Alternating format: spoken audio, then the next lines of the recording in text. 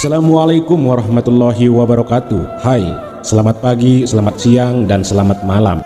Yang baru menemukan channel ini saya ucapkan selamat datang.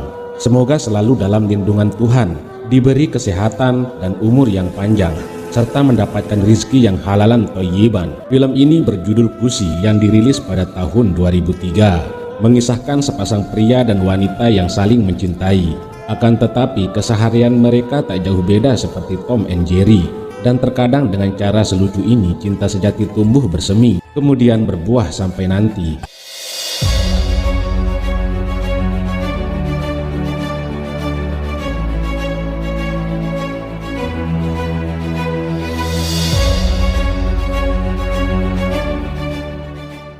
Di awal film kita diperlihatkan seorang ibu yang sedang melahirkan. Kemudian lahirlah seorang anak laki-laki dan kemudian diberi nama Karan. Dia terlahir dari keluarga kaya. Kemudian scene berpindah ke sebuah daerah yang bernama Kota Canoli. Di sana juga lahir seorang anak perempuan yang diberi nama Kusi. Sepertinya mereka dilahirkan dan ditakdirkan untuk bersama. Meski berbeda kasta, tapi mereka memiliki satu kesamaan. Dan kesamaan itu adalah cinta. 1 tahun kemudian, di kota Mumbai, Kusi dan orang tuanya pergi ke toko pakaian karena ayah Kusi akan membeli sari untuk istrinya. Ternyata di sana juga ada Karan bersama orang tuanya yang juga sedang memilih sari. Orang tua Kusi duduk tepat di samping orang tua Karan. Disinilah awal pertemuan mereka. Terlihat mereka seperti sedang mengobrol menggunakan bahasa mereka. Lantas mereka bersalaman dan mereka pun berpisah.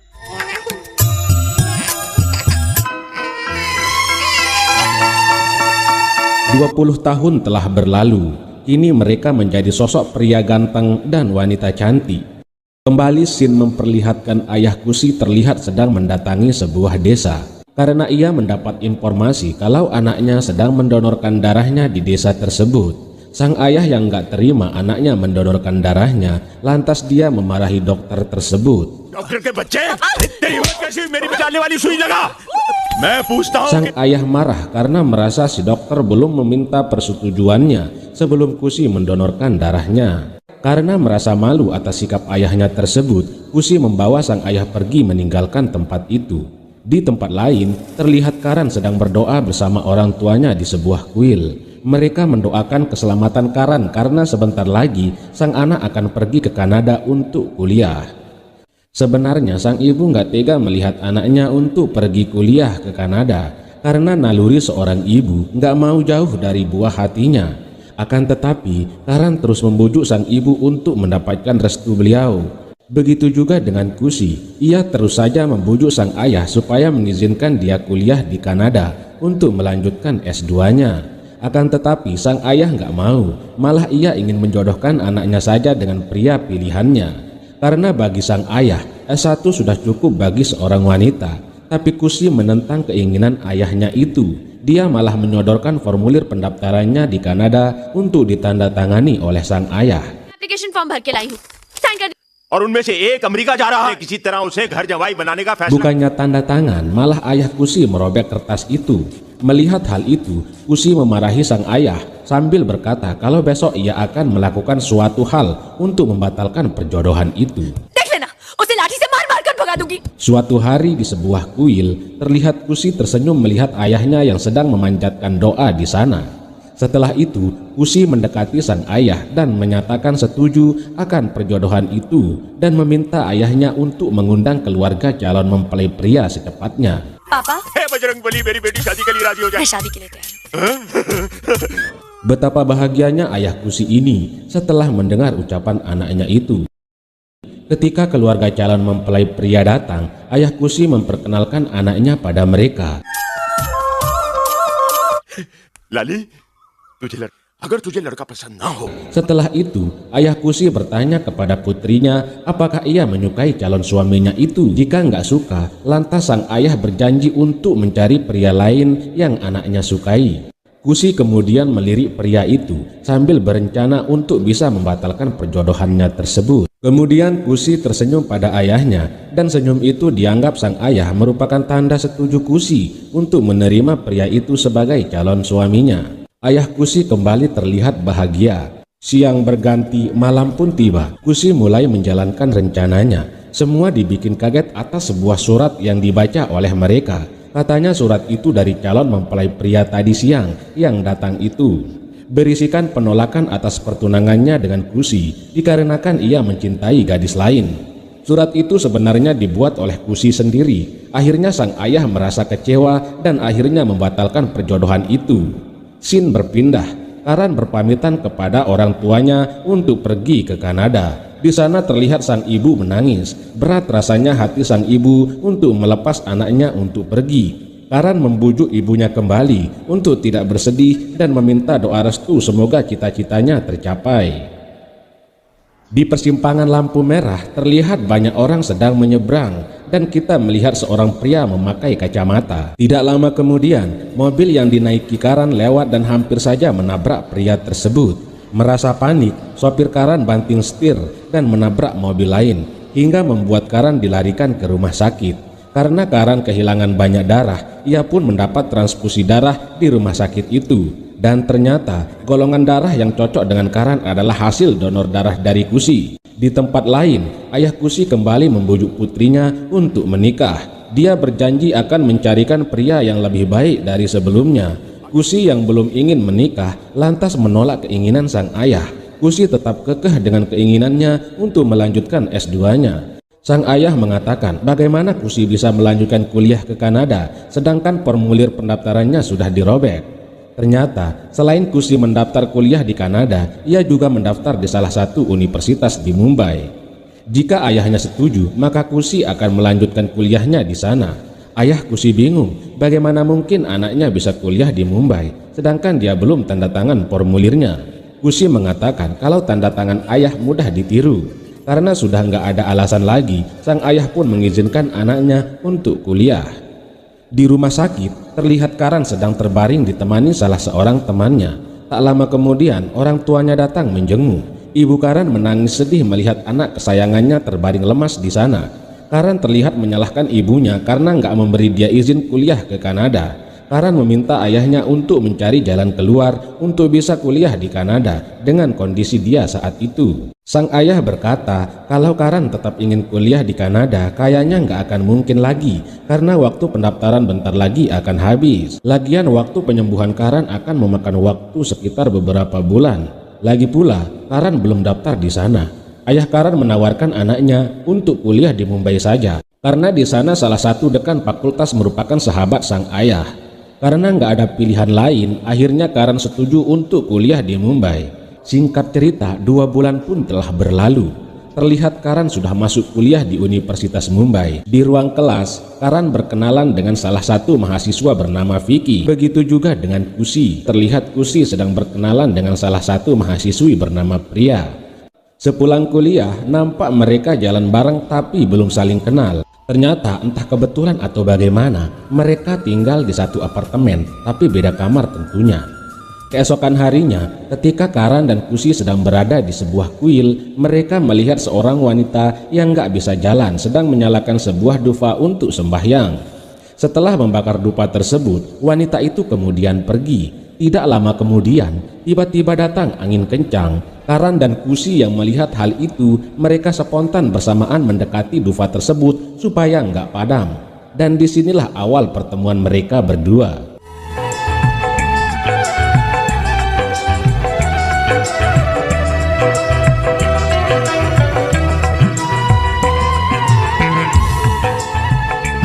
Lalu mereka berkenalan. Karan bilang kalau ia pernah melihat Kusi sebelumnya, tapi entah di mana Karan lupa. Begitu juga dengan Kusi yang merasakan hal yang sama. Ternyata memang benar kalau mereka pernah bertemu sebelumnya, yaitu ketika adegan pertama film ini. Ketika Karan di tempat game, ia bertanya pada Vicky apakah dia udah punya pacar atau belum. Vicky menjawab kalau dia sudah punya pacar bernama Priya. Priya itu merupakan satu kampus dengannya, cuma beda kelas saja. Vicky ingin mengirimkan Priya surat, tapi nggak tahu gimana caranya memberikannya karena sang ayah Priya nggak merestui hubungan mereka. Lantas Karan meminta surat tersebut beserta alamat tujuannya dan berjanji akan memberikan surat tersebut kepada Priya. Setelah itu Karan pergi ke rumah Priya. Sesampai di sana, ia melihat Kusi sedang keluar dari rumah itu. Sekarang Karan baru menyadari kalau Kusi juga berteman dengan pria. Setelah itu, Karan mengikuti Kusi bertujuan untuk menitip surat Vicky tujuan ke pria kepadanya. Kusi bertanya surat apa itu. Karan menjawab kalau itu adalah surat cinta. Merasa kalau surat itu untuk dia, Kusi memarahi Karan dan berkata kalau Karan gak tahu malu. Lancang sekali ia mengirim surat cinta pada wanita yang baru dikenal. Kusi terus saja memarahi Karan tanpa henti. Lantas Karan berkata kalau surat itu adalah surat cinta Vicky untuk pria. Vicky nggak bisa datang ke rumahnya dan menelpon pria karena ayahnya sangat galak. Lalu ia menitip surat itu kepadanya. Karan terus memberi penjelasan pada Kusi, tapi Kusi yang merasa malu, ia hanya tersenyum dan terus meminta maaf kepada Karan. पहुंचा दूंगा Okay, पर I'm sorry. तुम तो बस क्या Sorry, समझती हो अपने I'm आप को हाँ? sorry. ठीक है some road side I Romeo know. Malam harinya, Vicky dan pria akhirnya bertemu. Mereka bertemu di pinggir pantai. Pria bersama Kusi dan Vicky diantar oleh Karan. Ketika momen tersebut, Kusi dan Karan saling bercerita. Karan bertanya, apakah Kusi sudah punya pacar atau pernah pacaran? Kusi menjawab belum pernah sama sekali.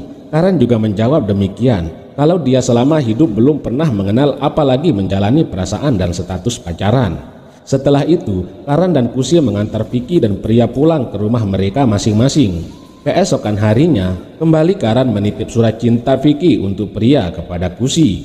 Kusi yang melihat surat itu sudah terbuka, lantas mengira Karan telah membacanya.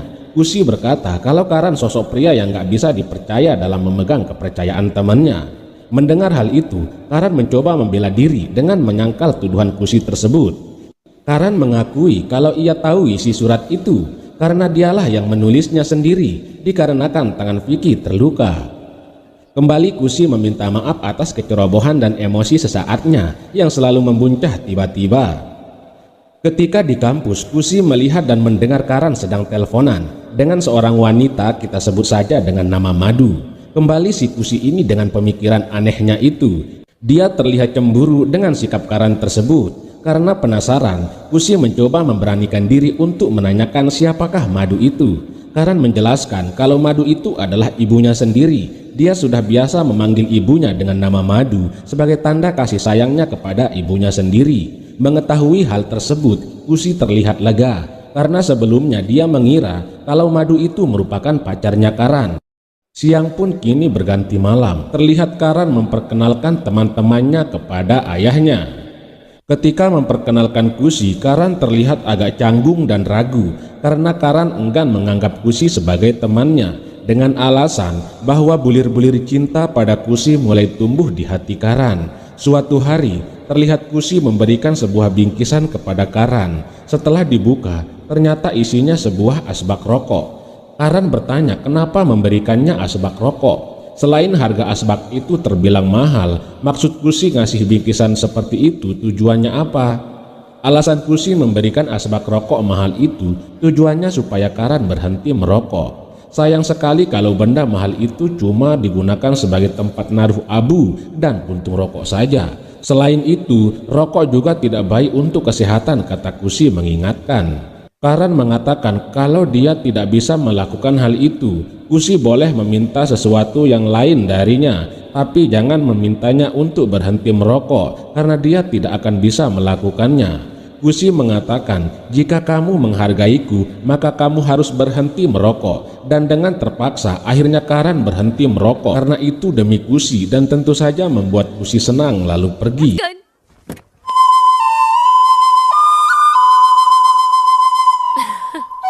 Saat di taman kampus, Karan menghampiri Kusi yang sedang belajar. Di sana Karan tidak sengaja melihat pinggang Kusi karena sarinya terbuka ditiup angin. Bukan hanya sekali dua kali Karan melihatnya, bahkan sampai 3 kali. Kusi yang menyadari kalau Karan melihat pinggangnya, lalu dia bertanya, mengapa Karan melihat pinggangnya? Karan menyangkal kalau dia tidak melihat pinggang Kusi. Kemudian Karan membela dirinya dengan mengatakan kalau Kusi selalu menuduhnya yang bukan-bukan. Lalu Karan bertanya mengapa Kusi selalu mencurigainya. Apa Kusi mencintainya? Kusi mengatakan supaya tidak mengganti topik pembicaraan. Sebenarnya dia tahu kalau Karan sedang berbohong. Dia berusaha agar Karan mengakuinya, tapi Karan bersikeras mengatakan kalau dia tidak melihatnya, dan akhirnya mereka pun bertengkar. वो लिख नहीं सकता, मुझे डिक्टेट किया, मैंने लिखा, तो ये सब तुम्हारी खूबसूरती के दीवाने हो, तुम्हारी तारीफ करें। मैं बात करते हुए सिर्फ मेरे बारे में बात करो, बाकी लड़कियों के बारे में नहीं। उस दिन रेस्टोरेंट में फ्राइड राइस खाते हुए क्या किया था तुमने? सबको इंट्रोड्यूस किया था। He is Vicky starting maths my class. Singkat cerita, beberapa hari telah berlalu. Kusi menemui Karan. Dia ingin memberitahukan kalau Vicky dan Pria sedang ada masalah. Vicky datang ke rumah Pria, tapi kedatangannya tidak diterima oleh ayah Pria, dan mulai saat itu Pria dilarang ayahnya untuk keluar rumah. Tiba-tiba Kusi dibuat kaget setelah melihat Karan kembali merokok, sedangkan Karan sebelumnya berjanji kepada Kusi untuk berhenti merokok. Kusi merasa kesal, tetapi dia tidak ingin membahas masalah itu. Lalu Kusi mengajak Karan untuk menyatukan Vicky dan Pria. Di antara mereka tidak ada hubungan apa-apa selama proses itu. Setelah mereka bersatu kembali, maka hubungan di antara mereka berakhir. Setelah itu, mereka pergi menemui Vicky yang sedang duduk termenung di taman kampus. Di sana, Karan meminta Vicky untuk tenang, jangan terlalu memikirkan masalahnya dengan Pria, karena mereka berdua yang akan mengurus masalah itu. Malam harinya, setelah mengantar Vicky pulang, Karan ingin mengantar Kusi ke apartemennya karena tempat tinggal mereka berdekatan. Tapi Kusi mengatakan kalau dia sudah pindah ke hotel dan dia tidak ingin tinggal di apartemen sebelumnya.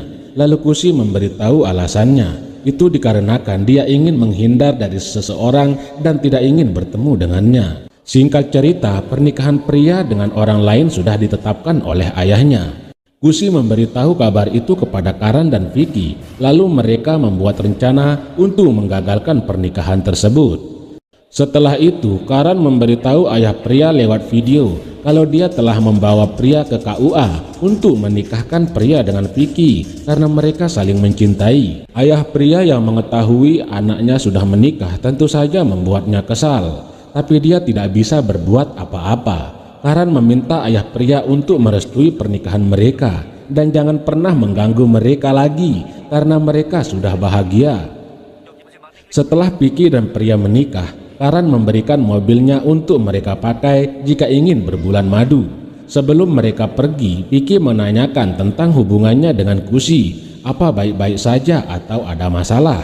Vicky mengatakan jika kamu mencintai seseorang, maka katakan saja sebelum semuanya terlambat. Jangan memikirkan egomu dan katakan isi hatimu kepada Kusi jika kamu mencintainya. Kebanyakan dari kita, baik pria maupun wanita, pura-pura benci kepada pasangan. Tapi sebenarnya kita mencintai pasangan kita itu. Juga sebaliknya, pura-pura mencintai tapi ia membencinya. Vicky memberi pengertian kepada Karan untuk jangan pernah memendam perasaan, atau jika tidak akan terasa sakit suatu hari nanti. Setelah itu mereka pergi. ये सब ईगो छोड़कर प्यार कर लो. Take care. Bye. Karan masih saja tidak mau mengungkapkan perasaannya kepada Kusi, sedangkan Kusi sangat berharap jika Karan menyatakan cintanya pada saat itu. Tapi Karan hanya mengucapkan terima kasih kepada Kusi karena telah membantunya menyatukan cinta Vicky dengan Pria. Begitu juga dengan Kusi yang mengucapkan terima kasih kepada Karan. Lalu mereka berpisah.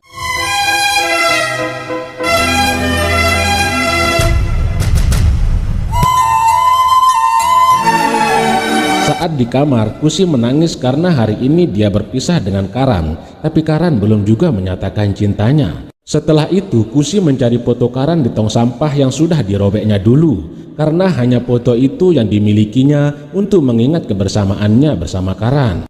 Di tempat lain, Karan membersihkan asbak pemberian Kusi yang satu-satunya menjadi kenangan untuk mengingat kebersamaannya waktu bersama dengan Kusi. Mereka saling menelpon tapi tidak tersambung karena mereka secara bersamaan. Setelah itu Kusi pergi menemui Karan di apartemennya, tapi setibanya di sana, satpam mengatakan kalau Karan sudah pergi ke stasiun kereta. Sedangkan Karan pergi menemui Kusi ke hotelnya, tapi teman Kusi mengatakan kalau Kusi sudah pergi ke stasiun kereta. Setelah itu, Kusi pergi mencari Karan ke kereta tujuannya. Begitu juga dengan Karan, dia mencari Kusi di kereta tujuannya, tapi dia tidak menemukannya. Karan meninggalkan surat untuk Kusi. Setelah itu dia kembali ke stasiun keretanya. Begitu juga dengan Kusi yang juga meninggalkan surat untuk Karan, lalu dia juga kembali ke stasiun keretanya. Saat di jalan mereka sempat berpapasan, tapi mereka tidak menyadari hal itu. Setibanya di kereta, mereka membaca surat yang ditinggalkan dari masing-masing mereka. Di surat tersebut mereka baru mengakui perasaan mereka kalau sebenarnya mereka saling mencintai. Tapi semua itu sudah terlambat dan sekarang mereka sudah berpisah. Kusi yang telah kembali ke rumahnya, dia sangat kaget karena ayahnya telah menyiapkan pernikahannya. Kusi menolak pernikahan itu karena dia tidak mencintai pria pilihan ayahnya. Tapi ayahnya tetap memaksa Kusi untuk menikah dengan pria pilihannya dan menyuruh Kusi untuk mengganti pakaiannya menjadi pakaian pengantin. Setelah itu, ayah Kusi menyuruh putrinya untuk melihat calon mempelai pria, dan ternyata itu adalah Karan yang sedang menunggu kedatangan Kusi.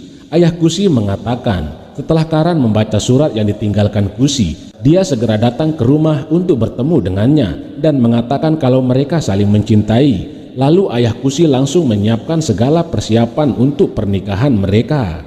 Akhirnya cinta mereka bersatu yang disaksikan oleh orang tua Kusi dan air terjun yang menjadi saksi bisu cinta mereka.